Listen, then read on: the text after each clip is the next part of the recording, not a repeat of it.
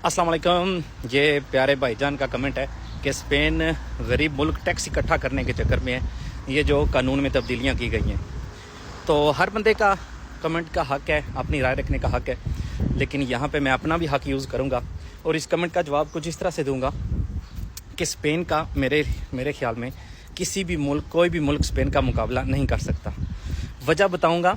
सबसे पहले अगर आप कहते हैं ना कि स्पेन में तनख्वाहें कम हैं, ठीक है, आप पैसे कम कमाते हैं, लेकिन जो आपके अखराजात हैं वो भी उसी हिसाब से हैं। जहाँ पे आप दूसरे ममालिक में 3-3 हज़ार कमाते हैं, 4-4 हज़ार कमाते हैं, आपके खर्चे भी उसी हिसाब से हैं।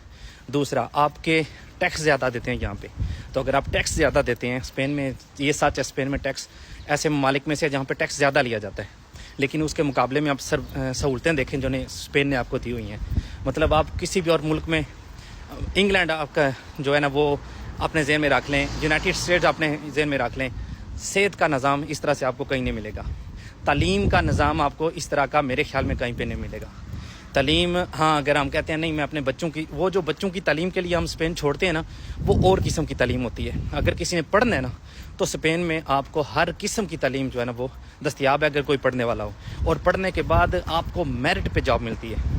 मैं मतलब 5 साल हो गए मुझे एज ए टीचर काम करते और कभी भी ऐसा नहीं हुआ कि कोई बंदा जो लिस्ट में मेरे से नीचे है वो मुझसे पहले जो है ना वो जॉब पे पहुंचे। आपको मेरिट के ऊपर, और बहुत कम कंपटीशन है। मैं तो जब भी कोई मुझसे पूछता है बच्चे को कहाँ पढ़ाना चाहिए, तो मैं तो कहता हूँ स्पेन में पढ़ाओ। उसकी एक वजह यह भी है, यहाँ पे कंपटीशन बहुत कम है। जो भी बच्चा यहाँ पे कुछ कर लेता है, पढ़ लेता है, उसको जॉब ढूंढने में मसला नहीं होता। किसी को भी आप नहीं देखेंगे कि उसने ग्रादो सुपीरियर किया हुआ है या उसने यूनिवर्सिटी में कार्यरा की हुई है और वो हाथ पे हाथ रख के बैठा हुआ है, उसे समझ नहीं आ रही क्या करना है। और दूसरा, यहाँ पे कोई दुनिया का मुल्क बता दें जिसने 12 महीने इमिग्रेशन खोली हो। पहले 3 साल का टाइम था, अब वो भी 2 साल का कर दिया गया है। और इस तरह से, मतलब जिस तरह से गैर, जब आपके पास डॉक्यूमेंट्स नहीं होते, स्पेन के बहुत सारे हिस्से हैं जहाँ पे ऐसे लोगों को फाइनेंशियली जो है ना हेल्प की जाती है। कोई दुनिया का एक मुल्क का बता दे जो गैर मुल्कियों को इस तरह से डिफेंड करता हो इंटरनेशनल लेवल पे। या मुसलमानों को मैं कह, वो मुसलमानों को मुसलमान होने के नाते नहीं डिफेंड करते।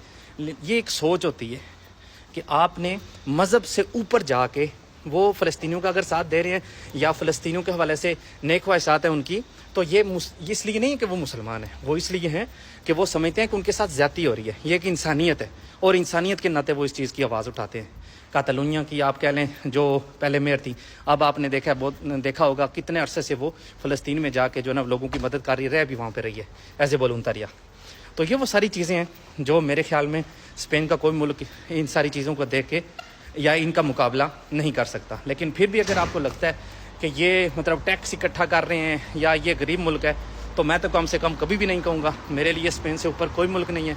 क्योंकि जो कुछ भी अल्हम्दुलिल्लाह है वो स्पेन की अपॉर्चुनिटी के, अल्लाह ताला का शुक्र है, लेकिन उसके बाद स्पेन की अपॉर्चुनिटीज़ हैं जिनको आप प्रचार करके दिया हुआ है। और मैं सिर्फ अपनी बात नहीं करता, आगे पीछे जिस चीज़ को मैं देखता हूँ, जिस किसी ने मेहनत की है, वो यहाँ पे इसका फ़ायदा उठा रहा है। तो प्लीज़ ऐसे मुल्क को जिसने इतना कुछ दिया है, उसके लिए इस तरह के अल्फाज जो है ना वो नहीं निकालते।